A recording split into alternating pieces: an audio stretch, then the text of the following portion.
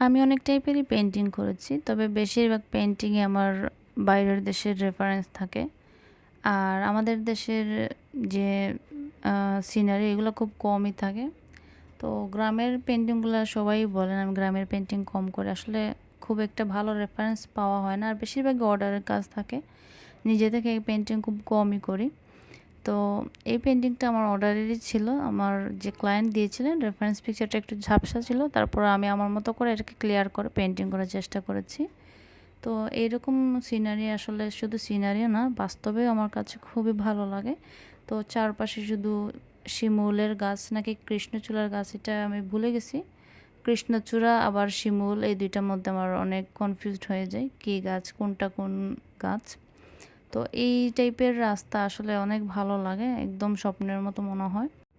পেন্টিংটা ফটোগ্রাফি থেকেই করা হয়েছে, আসলে এটা কোনো পেন্টিং থেকে রিক্রিয়েট করিনি আমি, ফটোগ্রাফি দেখেই পেন্টিংটা করেছি। তো খুব শীঘ্রই আমি রেফারেন্স পিকচারটা সহই আবার আপলোড করব। এটা জাস্ট একটা পিকচার আপলোড করেছিলাম। তো পেন্টিংটা এমনিতে সহজই ছিল, জাস্ট এটার গাছের পাতার কাজগুলো একটু ডিটেইলিং করতে হয়েছে। আর এই পেন্টিংটার মূল সৌন্দর্যই কিন্তু এই গাছগুলোই। তো আজ এই পর্যন্তই, সবাই ভালো থাকবেন।